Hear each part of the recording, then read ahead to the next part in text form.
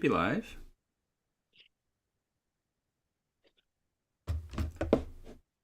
Uh, Good. Yeah, we're live. All right. Hello and welcome everyone to today's episode of Quick As. I am your host Tim. Now, Mikey. I'm Sahil. Welcome, everybody, to a brand new, exciting episode of Courtcast. If you haven't already, do join our Discord channel. And if you're watching on YouTube, we do this every Tuesday, 5 p.m. Pacific, 8 p.m. Eastern. Do ask us questions in the episode, and we'll get to it. Also, if you have any, we're in the process of making YouTube shorts. So if you have any concepts you'd like us to explain sub 1 minute, do let us know. We'll take that into consideration. So without further ado, let's get to it. So this is an interesting topic. I guess like people have heard a lot about the Higgs boson in the context of the Large Hadron Collider (LHC) in Geneva, Switzerland, if I'm not mistaken, at CERN, and so-called the God particle and whatnot. We've talked about this in previous episodes about like what we believe is the true God particle and where the Higgs stands relative to all that. So do check out our previous episodes on that. But this, I guess this is essentially inspired by one of our previous episodes regarding cataclysms and how like cataclysms got us to where we are today. And so we wanted to focus today on a particular type of cataclysm, and we'll go into more details about that. But yeah, and how the Higgs is related to that. So I guess, Tim, I'll turn the floor over to you, and maybe you can expand upon what I've just, barely laid out. Yeah, I would just add that if for those who are interested, please check out a previous episode on general themes about cataclysms. And Mikey and I and Sahi, we discussed kind of what is sort of the most important cataclysms that the universe went through. And probably for us, I think the most important one is the cataclysm caused by the Higgs field. And at the end of the day, the Higgs field is what create all the necessary pieces for in order for the universe to create interesting things. And for us, we like to say fun things, like us having a chit chat, chemistries, brain chemistries, and intelligence arising. And one can probably argue that without the Higgs field, there probably will be no intelligence. And I know in the popular science sphere, there's a lot of talk about God's particle, the Higgs field, the Higgs mechanism, Higgs boson, whatever. So this episode is to really demystify this. Like, what exactly is going on the Higgs field, and how did it create interesting things for the universe? Yeah, I think that's a great segue into our discussion. So I guess Mikey, since you look so super enthusiastic, I'll turn this next question over to you. Okay. What is the Higgs? We keep talking about the Higgs, but what is it? Like, is it particle? Is it just a concept? Yeah. We don't know what the Higgs is, honestly. It's we have a theory that describes it, but the theory is kind of dumb. It's kind of like um, it's like a theory without a face. It's like we don't really think that when we write down the Higgs in equations, we don't really think that that is the end of the explanation. So right now it is kind of, I would say it's kind of like a placeholder for something that we don't yet understand. But what it does, we do understand. The Higgs is a field that fills all of space. We don't know what its inner structure is. We believe that there is some type of inner structure to it. But you can kind of think about it like a fluid that fills all of space, and there's a certain freezing temperature of this fluid. And when the universe cools to a low enough temperature, this fluid will freeze. And you can kind of think about this like an ice age that we're currently in right now, where the existence of this ice, this freezing process, enables complex structures and complex chemistry to exist. Let me clarify that. By ice age, we mean like at least in the early universe, trillions and trillions of degrees. So this is not this is not the conventional ice age we're talking about. Yeah. It's very, very hot, in terms of human temperature. But in terms of what the universe could be, it's very cold. Yeah, you can think about the Higgs as like the Higgs field as like a fluid that fills all of space that has a freezing temperature of 1 trillion degrees. Yeah, but I guess so. Oh, good, Tim. Sorry. yeah, I guess it. I mean, some physicists might disagree with this analogy, but the honest truth is there is no good analogy for something like this. Like this is one of its kind. But I think probably the closest thing, the closest field that any one of us has experienced, probably is the electromagnetic field or the gravitational field. You know, like if you turn on the light bulb, it comes into our eyes. That's us feeling the electromagnetic field. And if you drop an apple, or you fall down the stairs, that's us feeling the gravitational field. Like the field causes something to happen. And similarly, the Higgs field does something. It gives rises to masses to certain types of particles, namely the electrons in your hand and whatnot. So when you move your hands, when you feel the inertia of your hand, the resistance of moving, when you're lifting weight, part of that is coming from the Higgs field. You're feeling the effect of the Higgs field causing mass to happen to a good number of particles. So this is, this is real stuff. It's not theoretical. Yeah, and also shameless plug again to check out another one of our previous episodes to understand where most of the mass of your hand comes from. Spoiler, it's not the Higgs, but yeah, I guess so, coming to this, we've talked about the Higgs field as this kind of fluid, but a lot of people have heard about the Higgs boson. What is the relation between Higgs field and Higgs boson? I kind of like the analogy that we used to describe this in a previous episode, where like if we, as Tim mentioned, it's not exactly correct to think of the Higgs field as a fluid, but for the purpose of this discussion, we think it's an appropriate analogy. And if that's the case, then if I take my hand and splash it onto the surface of the water, and a nice little spherical drop, or many little nice spherical drops splash out from the impact, you can kind of think about those little spherical droplets as particles. So essentially, like if you were to, like, I guess, quote unquote, excite this fluid by like splashing into it, or it like creates a spike, then you could view that as like the particle itself. Yeah, that would be probably a closer analogy. But even just like you can, when water splashes, it forms little localized, because of the water tension, it forms little localized pockets of water. So you can think about a field as kind of a localized pocket of this Higgs fluid. Yeah, and I would like to add that what physicists truly care about is not the Higgs particle. We really care about the Higgs field, because the Higgs field is the big deal. The particle is a way for us to understand the Higgs field. You can think of it as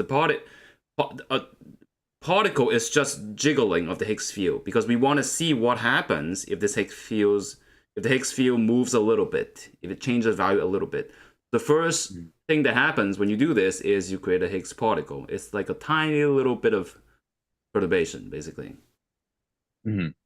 And to draw an analogy between this and electromagnetism, can I think of it like there's the electric field, and if the electric field wiggles like as a spike, I would observe that spike as a photon. Yeah, you can sort of think of it that way. Like, imagine you have a really strong magnet, and you just have magnetic field. A magnet would just fly off in one direction versus another. That's what the magnetic field is. But if you kind of just wiggle that a little bit, you'll create electromagnetic radiations. Got it. Okay, so we've described the Higgs field. I guess, like, where does this sort of take us in terms of like what does, I guess, coming back to the original thing, like maybe we need to introduce other concepts, but how does the Higgs take us to where we are like today? Maybe Tim, you can set the stage. Like, we talked about the Ice Age, and really it's not Ice Age as we colloquially think about it, but what was that early part of the universe like? Yeah, I think we have to go way back in Big Bang, when the universe used to be a lot hotter, and we know that many episodes now, in the early universe the temperature is hotter, and the universe was simpler. It was just a big old plasma, a lot of heat, a lot of things going on. And in this era, the universe have a lot more symmetries. So of course, in today's world, you see particles of light everywhere. This is the force carrier associated with electromagnetism. And now the way we understand this phenomenon is that electromagnetism is actually part of a bigger structure. It's part of what we call the electroweak forces. Of course, the audience might ask, well, what happened to the other forces? How come I only see electromagnetism? Well, part of that is because of the Higgs field, but we'll get into that. But in the early universe, before the Higgs field gets activated, the electroweak forces is very much relevant. And in addition to the particles of light actually have a few cousins. And most people don't know about this, but particles of light is the photon. It's got cousins like the Z boson and the W positive boson and the W negative boson. So particles of light has 3 cousins. And in this early universe, because it's so simple, so symmetrical, they are basically indistinguishable from one another. They are related by what we call symmetries. They can just convert into one another freely. And in this era, light doesn't have the special status it has right now. And the universe was very, very different. Got it. Actually, I want to quickly go to an audience question about something that we were talking about earlier. You had mentioned when the phase changed and something froze into the field. What froze? We will address that. It is not obvious, but certainly something froze. You can say it's the structure of something froze. You can think of it theoretically as the Higgs field taking on some value. It's not entirely clear what it is, but there is a physical phase transition. Before and after is drastically different. And we can understand that by, probably the best way to understand it is through its physical property. Like, just look at ice and water. Like, doing the phase transition is very difficult, like, things are going on, the physics is very, very sophisticated. But you know that ice and water has drastically different property. Like, water can flow, ice cannot. I guess unless you look at glaciers, but okay. But, like ice is a chunk, like you can hit it, but water, when you hit it, it splashes around. So these are drastically different properties. So the way to understand what froze is probably best to understand how the properties differ before and after, and then you can kind of get an idea exactly what it is that froze. Yeah, I mean, this kind of goes back to what I was saying about how the Higgs is like, what did I say? Like, we have equations that describe this thing that we call the Higgs, but we don't think that we understand it. In fact, when we write down the theory of the Higgs, as Tim mentioned, it's really just the theory of a freezing process. So it's almost like we know that something froze. We don't know what it is that froze or how this thing that froze gained the properties that is required for it to freeze. We just know that the world we looks like now requires that something froze. And the Higgs, the simplest version of the Higgs is just the simplest version of a freezing theory. Got it. Yeah, I'm excited to delve into that as we progress in the discussion. So, Tim, coming back to you, okay, so you mentioned the word electroweak. People are probably familiar with the electro part. Can you briefly describe what weak is? Like, why is it electroweak and not just like something else? Yeah, it's simply so we know that particles of light are responsible for interacting with charged particles. Electrons and protons, they have charge, and if you move that charge, you generate particles of light, right? And that's how brain chemistry work. You thought of something, the ions in your neurons move around, and it causes electric field to come up and about, and that causes chemistry. I'm not going to pretend that I know many of this, not an expert, right?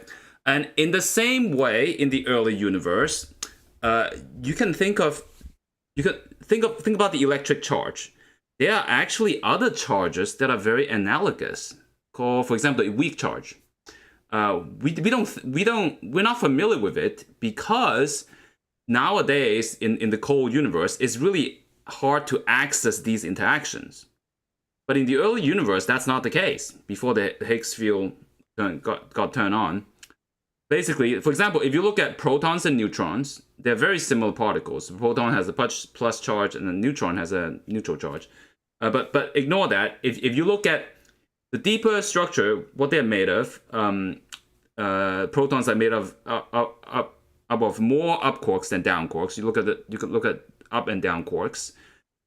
Their difference is actually there's a difference in the electroweak charges beyond just the electric charges. And in the early universe, up quarks and down quark can freely convert into one another. But nowadays you can't do that without starting a nuclear reaction. You know, like if you want to turn a proton into a neutron, well, heck, you're gonna need a nuclear reactor. But back in the days, that was not the case. So that protons and neutrons can freely convert to one another, and also many other particles like electrons and neutrinos can freely turn into one another because there was no barrier. And this is what the universe. Wait, is it correct to say that they turn into each other, or is it correct to say that they're actually just indistinguishable? I mean, because you're in the doublet, you're moving around the doublet, so technically it's the same object, right? Like, no, but I think there is like you can still talk about the quark in a proton having different colors. You can define a basis and then define that there's two. So I think the fairest thing is to say that they are different particles and they readily convert into one another, so they're kind of indistinguishable. Because it's like if I grab an up quark, in the beginning it's an up quark, while 1 second later it's a down quark. Like did I have an up quark? We're talking about degrees of freedom, and you can move back and forth between these two degrees of freedom. Let's just say it's a little murky because like you can't define an up quark if it keeps shifting, like if it keeps changing from up and down and up, you really define it. But if you do, an up quark is an up quark, down quark is an down quark, and they convert to one another. I guess, okay, one thing I want to clarify right off the bat is like the main difference between a proton and neutron is a neutron has 0 charge and a proton has +1 charge. So if you said they're like not necessarily indistinguishable, but they keep flip-flopping, isn't charge conserved? What distinguishable? So these things are kind of tied together. I wouldn't say there's no such thing as charge, but it's just not a very meaningful thing to have. There's no such thing as charge the way we understand it. In the low temperature sense. Because the reason why charge is important is because if I have an electron in my hand, the charge is not just gonna disappear, right? Like it takes some effort to modify its charge. But if I have an electron in my hand and it just readily convert, the charge just gets removed the next second, it's not very useful anymore. Like it's not useful to talk about the charge because it keeps changing. So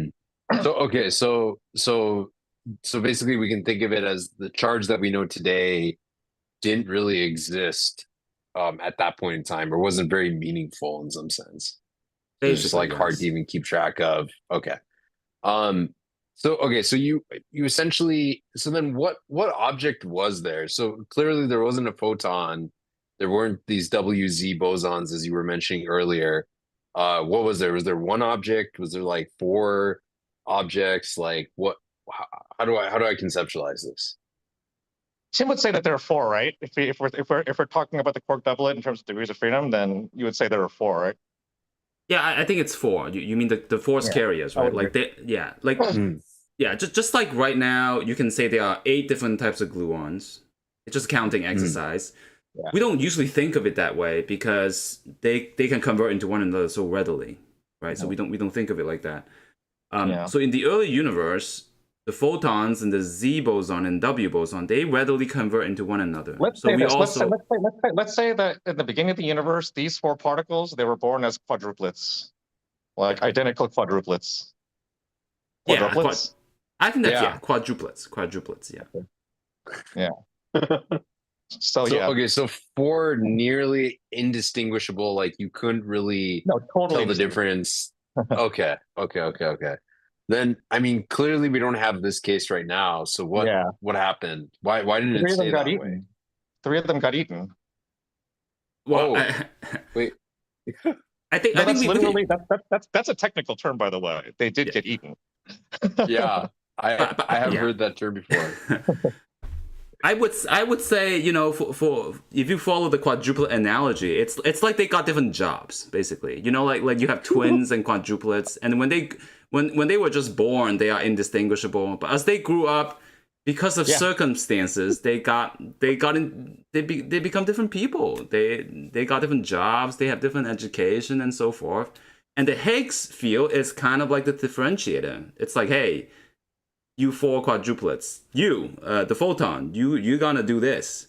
The W and Z, you're gonna be doing these things now. So they separate basically. Yeah, it's almost like the Higgs is like a king, right? And he goes up to these identical quadruplets, yeah, and goes like, "You three, you get to be super heavy, and you stay light and poor." I wouldn't say poor. I think it's more rich, right? Because it's you get to see the universe. So I would say I the was going back and photon forth between, the photon has a good Okay. life. I think the photon has a good life. Photon gets Yeah, to travel light. yeah. Sorry, that was a really bad pun. The travel it Uh, moves fast. It's the youngest of them all. Just Can by we a say that bit. the King Higgs ate three out of the four siblings? Yeah, well, I think we need to clarify the eating part a little bit. I think it's fun. I think it's good.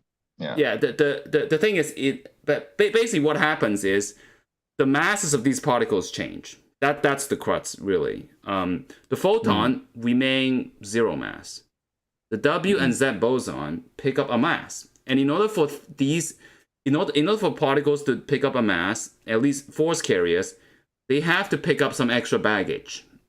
And this baggage has to be given by the Higgs field itself. So Higgs field endow them with these baggage. That's why there's this Eaton I had it the way analogy. around. It's not the force carriers that get eaten. It's the Higgs that gets eaten, right? Yeah. The Higgs, I had it backwards. Yeah. yeah. So the Higgs, I mean, ignore these technical terms, but there's a theorem by Goldstone. The force carriers. Nambu Goldstone. Yeah. No, it's just like this. It's just like this. There's four quadruplets, and then three of them ate the Higgs, and they got sick, and they died, and then one of them didn't, so they survived.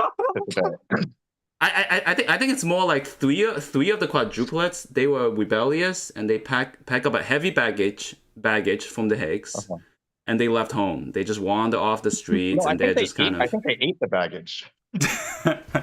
Well, they become one with the baggage. A lot of baggage. There's a lot of baggage. That's why that's what we call eating. Eating is when you pick up baggage. So wait, okay, so like these four were indistinguishable.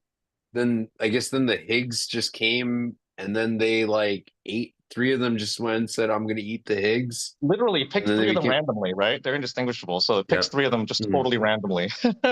So it didn't matter which of the three they picked. Could have picked any of the three. Still would be the same. Yeah. Well, I guess I have to think about that a little bit. But anyway, the Higgs made a choice. Basically, it chose one of them to be special, and that's the photon. It's like photon. I'm not going to give you any baggage, but everybody else. They now have this baggage with the Higgs with the Higgs field, and what literally happens if you go through the particle physics is that these particles got slowed down. You know, the way the Higgs endow masses is through interaction. You know, remember earlier we said, you know, the electrons are slowed down by the Higgs field because it feels the interaction with the Higgs field. So these three, the W and the Z, the Higgs is like, hey, look, I'm gonna stick with you for all of eternity now. So wherever they go, they have to interact with the Higgs field, and that's why they got slowed down. You know, they couldn't just freely propagate, and because of that, they become they're less able to propagate.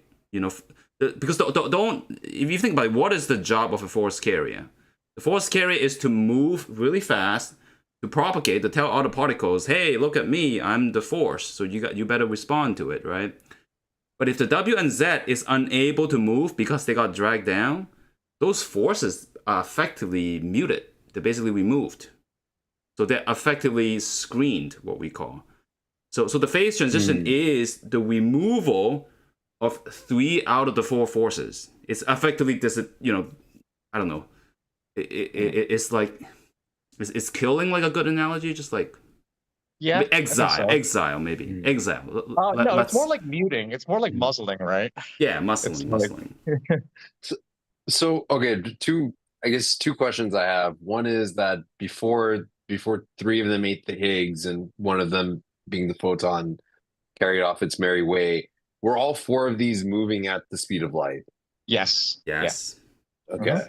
So that's the other thing. I really like this analogy we used in a previous episode, because I think it goes along with the fluid analogy. That viewers might not know this, but when water travels through light, when light travels through water, it actually slows down because it can't move at the speed of light because it's kind of bouncing around. It's like bouncing around this whole pinball machine of material, and that actually slows down the speed of light. And that's what we need because massless particles are moving at the speed of light. In order to have the kind of universe that we want, we need something that can slow these particles down. And the Higgs is like an extreme version of water, where if it wasn't for the water, light would just move at the speed of light. But since there is the water, the light slows down and effectively gains a kind of mass, if you will. And this is different than the light and water analogy in the way that, like, in between water molecules, light still moves at the speed of light, but here it's like throughout space itself or whatever medium you're in, it's slowed down. It's not that it moves like in between 2 points, like at the speed of light, and then bounces around or anything like that. Tim, I think Tim might disagree. I think what you're describing, that might be true. Is it fair to say that, like, because the Higgs does have an interaction timescale. If you look below that, you might still be able to describe this as like a massless theory. Is that correct? Do you think? Tim? No, I don't think it's because of quantum physics. This bouncing interaction gets smudged out. It's averaged out. Yeah. Yeah, because of the quantum mechanical nature of things. And also remember, it's a little murky because when you talk about moving at the speed of light, you're talking about the theoretical speed of something moving in vacuum. But in the early universe, when this phase transition was just about to happen, imagine the universe is cooling down right at the precipice of this event happening. You have a plasma everywhere, so none of the particles were able to move freely. So in that sense, nothing was moving at the speed of light. But of course, if you were to isolate one particle and somehow put it in vacuum at that moment, it will move at the speed of light. But this, you can't do that, right? But just keep in mind that the picture is very nuanced, because in the early universe you have a big plasma, and the plasma will affect particle properties. And I mean, essentially what you're saying is that all the particles in this plasma right before this precipice were all massless.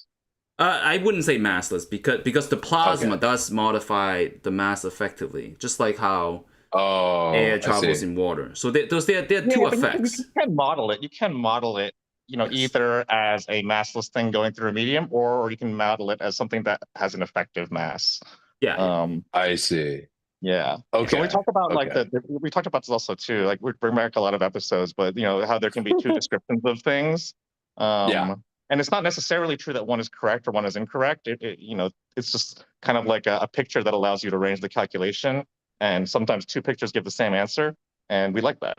We think that's So basically, there are two effects. There are effects because there's a plasma there, but we don't want to talk about that because that's very complicated. I'm sure most of the audience is not familiar with plasma physics, and I also don't know too much about plasma physics. I know a fair bit, but not too much. But if you ignore the plasma bit, then you can focus on the Higgs bit, right?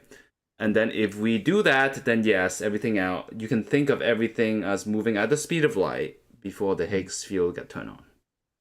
Although I just wanted to know, it is possible that the Higgs field itself is a kind of plasma. That is one of the leading explanations for, like, the question that the audience member asked, like, what is it that's freezing? One of the popular theories is that the Higgs field is actually just a plasma, and plasma freezes. Oh. So what one last question I have before we continue is that you mentioned that there were these four quadruplets, and three of them ate the Higgs and turned into the WZ bosons, and one of them became the photon. And then Tim gave the analogy that like, oh, you can think of them as quadruplets, and they had different jobs and different life circumstances. That seems to be a kind of like chaos-esque type of explanation where like some random circumstances happen and it just happened that these three turned into this and this one turned into the photon. Is it inevitable that like if the conditions had been slightly different but same Higgs behaved the way it did, that we may not have a photon, we might have like four WZ bosons and no Or you might have two photons? Like, photons. okay. Yeah, So yeah. So that's the thing. it's Yeah. So there's a okay. specific property of the Higgs that Mhm, demands the selection of three siblings out of the four. It didn't have to be that way. It could have mhm. been.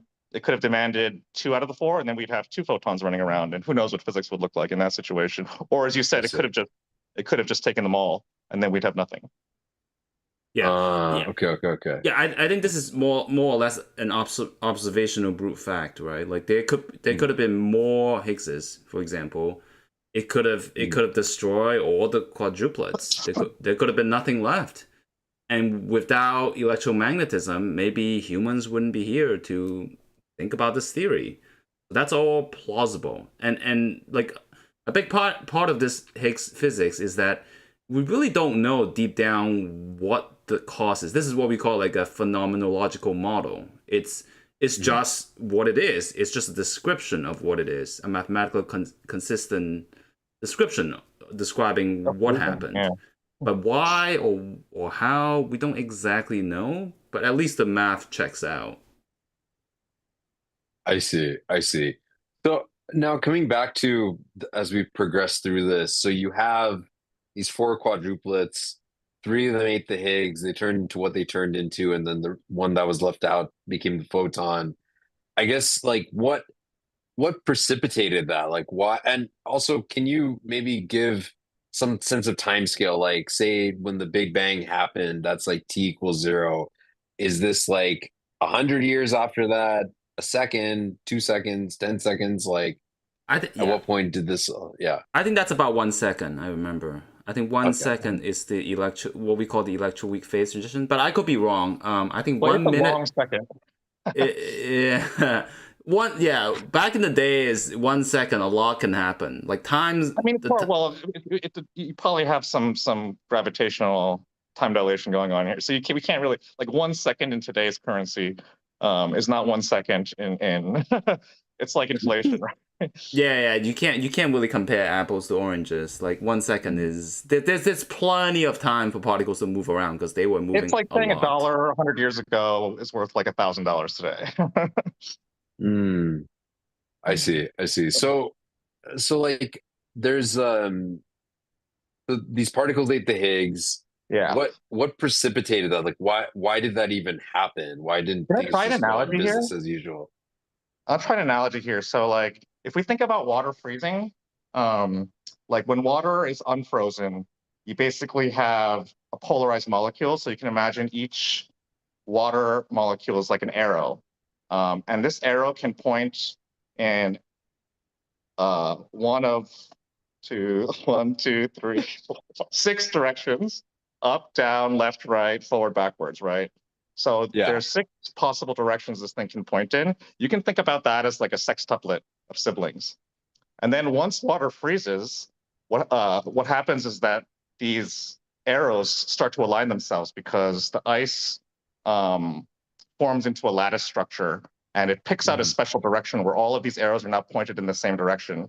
So that's analogous to like there's six original directions before the water freezes. Afterwards, there's only one possible direction. So it looks like five of those directions got eaten. Yeah, I think that's a reasonable analogy. yeah. I think the phase transition is there's some commonalities between all phase transition. Like you can, because everything is quantum mechanical, you can think of the phase transition as happening everywhere at all times. But it's just that the Higgs is always trying to pick out a direction. The Higgs field It's always trying to move the dial. I mean, if you think of the Higgs field as just like a knob to dial, like it can turn from 0 to 1 in scales of energy, or 2 or 3. Right now it's like 236, whatever, I forgot. But there's a knob. And since the beginning of time, the knob is always turning, 1 or 0, maybe like 0.1. Because of quantum physics, it always is, it's never stationary, right? But because the universe is so hard, every time it jiggle a little bit to the right, every time it goes a little bit away from 0, it goes back. It can also go positive or negative, right? It can go from 1 and then negative 0.5 and it jiggles back on average. So if the average is that it always goes back to 0, then there's no phase transition on average, But as the universe cools, the coming back forces gets decreased slowly.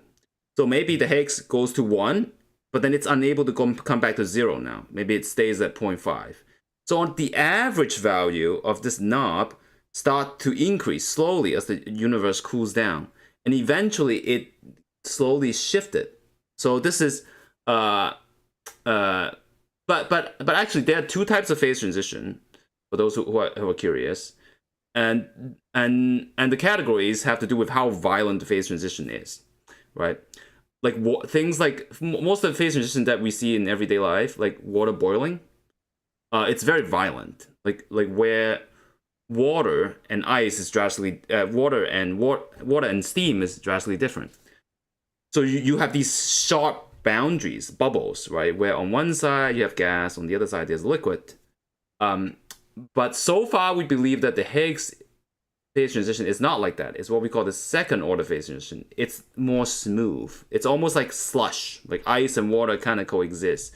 So it couldn't make. It's almost like the Higgs field couldn't make up its mind. It's kind of like, what should I be? So it's always jiggling back and forth, not exactly able to make up its mind, but slowly but surely as the universe cools, that value eventually increase to settle to what we see today, and then it's stuck there. So wait, I'm confused. What is shifting? Like, first we described it as a fluid, but is the fluid shifting? Like, what do you mean by shifting? Yeah, the shifting, so the Higgs field shifting, the way to understand it, you have to understand the effect it has on the material around it, right? So just like water, what do I mean when I say water is more icy, more slushy than not slushy, right? It has to do with the properties of the water.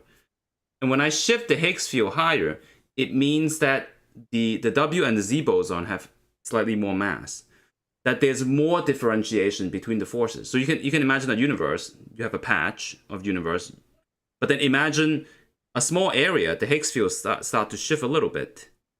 Then you'll see that, hey, the photon all of a sudden is able to move a lot further than the rest of the other particles. And the electromagnetic forces are more accentuated in this patch, right? And then in a slightly different patch, the behavior might be a little different. So it's all competing. Physics is very complicated at the phase transition. So that's what is really being frozen. It's the physical properties of these particles, right? Like the W and the Z boson pick up a little bit of mass, and also together with quarks and electrons, we're ignoring those, but they also pick up masses. And so in these pockets, the mass of the particles are literally different. Because if they are heavier, they might move slower, they might interact a little differently. So different pockets will literally have particles of different masses, right?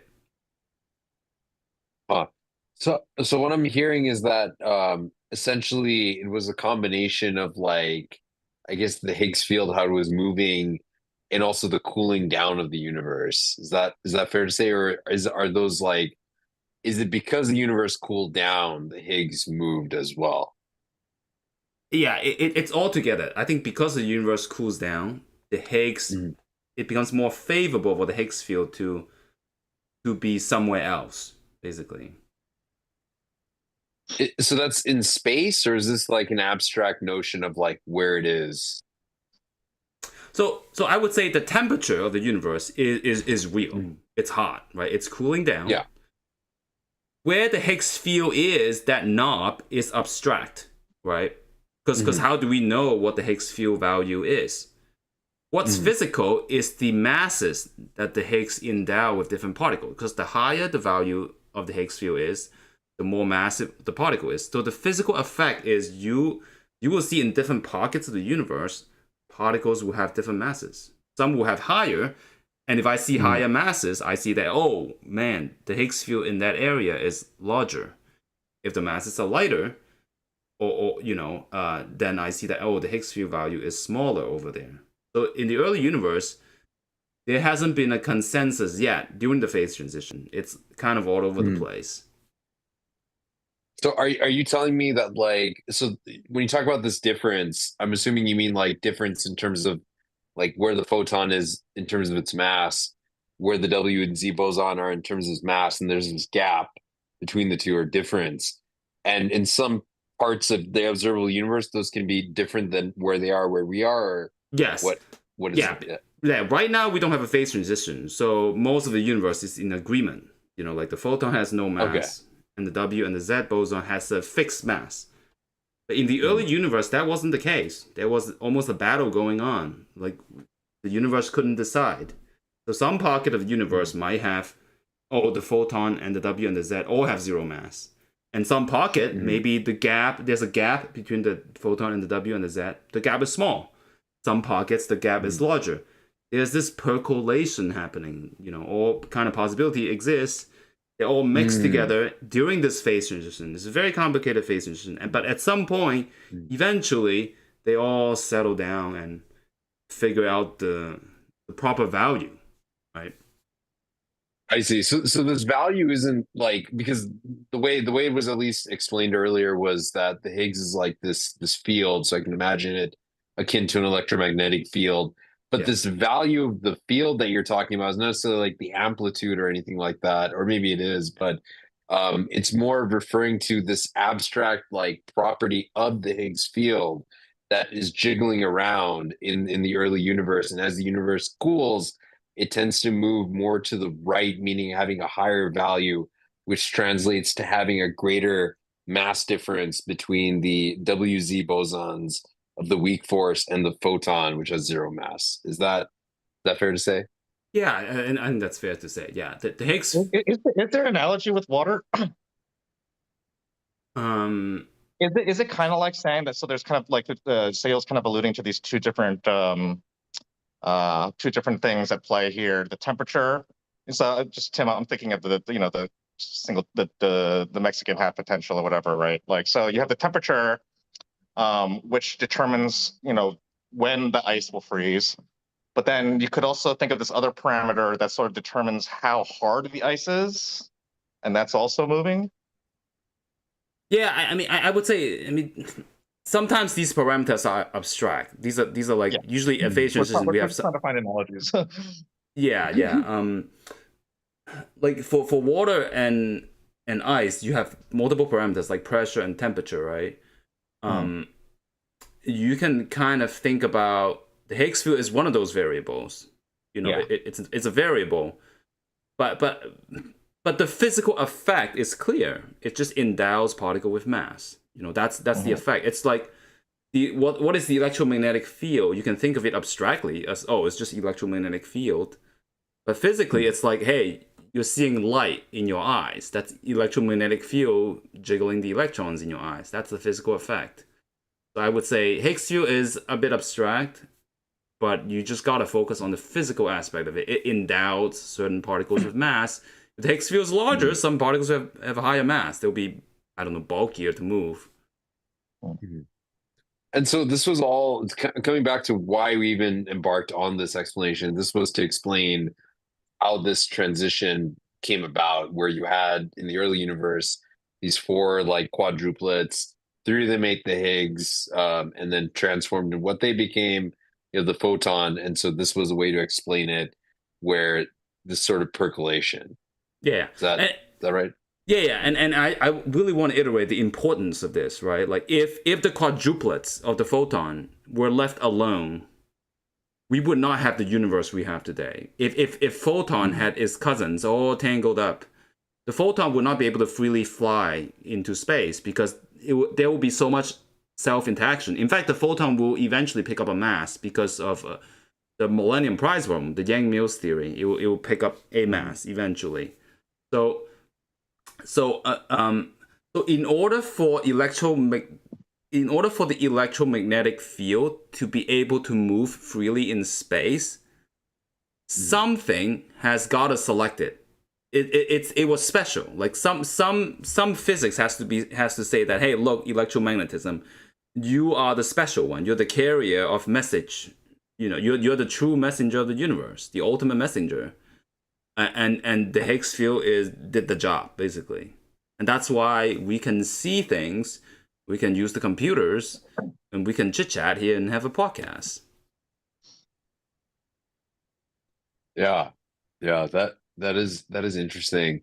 Yeah, so if you had all four were the same, there'd be self interactions, and you wouldn't have these long range forces anymore.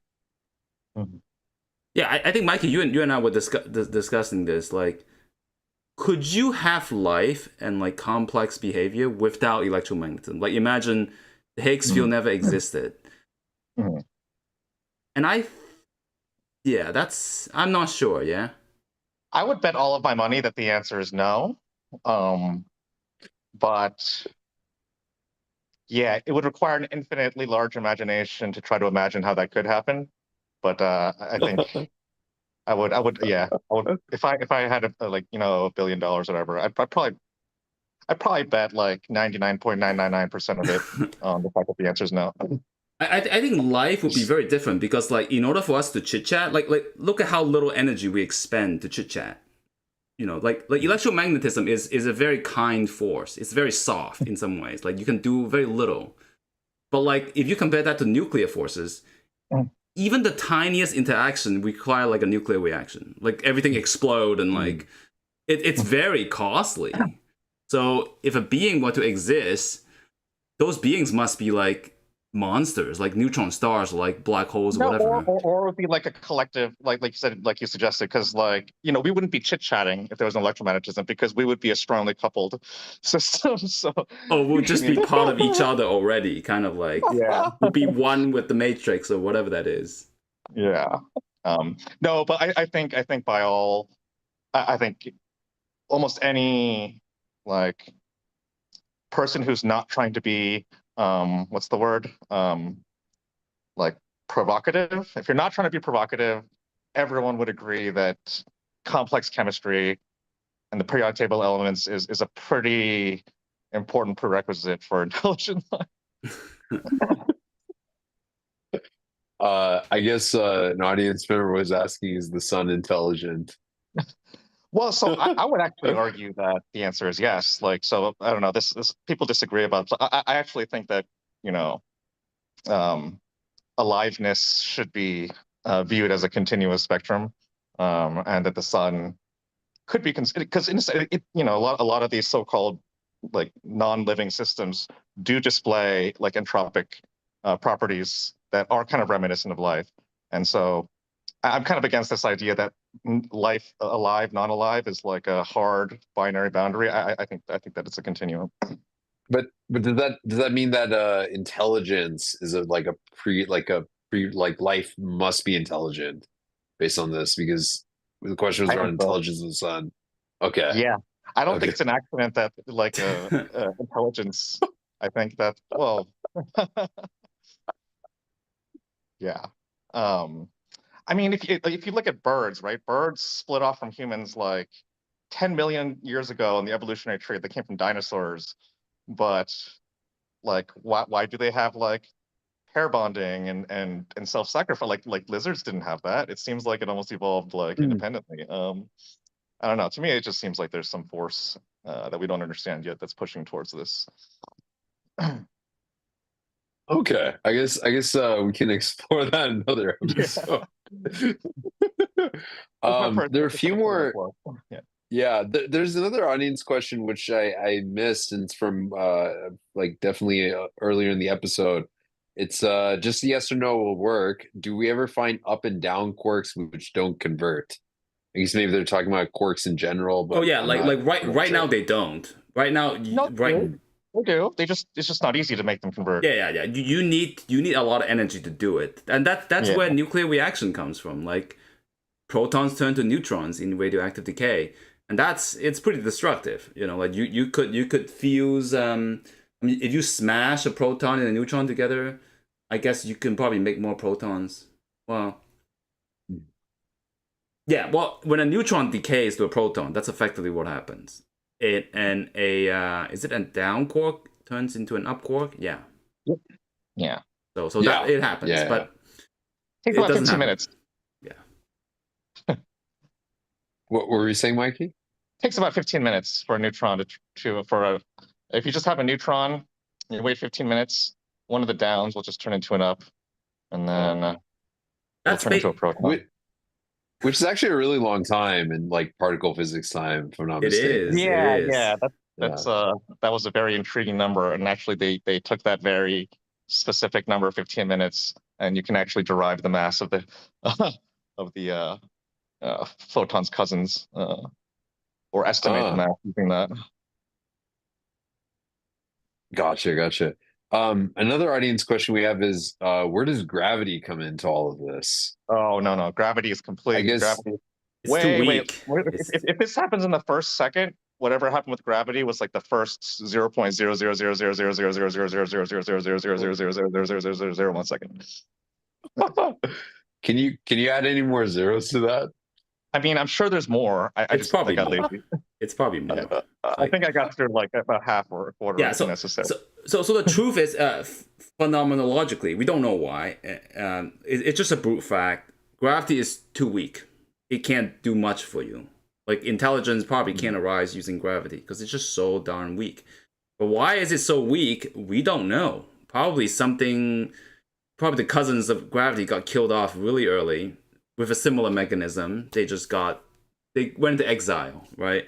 And then even gravity itself becomes so irrelevant. We don't exactly know why, but yeah, gravity is just kind of like I don't know. It's just like a non-participant. Doesn't do very much. Well, it's very important for making stars and things like that. Yeah, I don't want to say is. it's like Sure, that's true. That's true. Wait, Tim, I thought you keep saying in previous episodes like gravity is king. So what does that mean? Yeah. What's You're saying your emotional attitudes are changing? Well, I mean, it is king way at the beginning, but it's almost like the king stopped caring after like 0.0000 however many 0 seconds. It's just like, Almost see like ya. the king did such a good job in the beginning that he could just like retire and just let everything just run. Yeah, and we don't know what the king did. We don't know what gravity did because that's quantum gravity. So yeah. And so it's like a similar analogy. I mean, this is definitely maybe more speculative for sure, but would a similar analogy be like there were, I don't know, octuplets or I don't know, some n-tuplets, like all identical stuff, and then some mechanism happened where they kind of just split off, much like these quadruplets split off and did their thing. Is that a fair analogy, or we just don't know? We don't know. That's a nice idea. Like when we see something like a massless force carrier, it's really tempting to think that the process you described, the process we've been describing, is responsible for that. But we don't know if that's a lack of our own creativity or if that's just like the only possibility. Got it. So we're almost at time near the end of the episode, and wanted to give you guys a chance, as we in the tradition of all our past episodes, to say any words of wisdom that that the Higgs has taught you, and also like addressing the title of this episode, which is how the Higgs made the universe fun. So yeah. Okay. Yes. Like I guess so. We didn't really go over like why we think this cataclysm is so important. So, but I just wanted to like echo back to something I've said in previous episodes, that just like we are beings of light. Like in some sense, we're made of light. Like the fact that my hand can't go through this phone is because of the exchange of light particles. So like, our physical existence is so entrenched in interactions of light that I think it's almost fair to say that we're kind of like made out of light. So with no light, you can't have us. And when the Higgs boson froze, that would be the moment in time in the Bible when God would have said, like, let there be light, right? Because that's when light started shining. And so yeah, it's in a sense, it's the real act of creation as far as human beings are concerned, I think. Yeah, well, I would add that this is somewhat human-centric view. Of course. So that's why I think the title, we said the Higgs field made the universe fun for humans.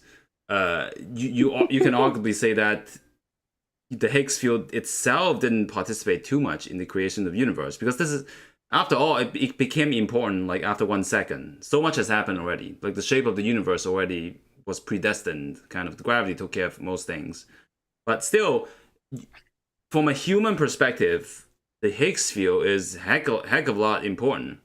And I think this is just very underappreciated, right? Like people know, like, I don't know, people rarely know about the Higgs field. Maybe it's because it's so hard, it's very complex, the math. But I think the essence is somewhat straightforward, hopefully. Well, as we found, it's also hard to find analogies that are appropriate, as we demonstrated here, but we're trying our best.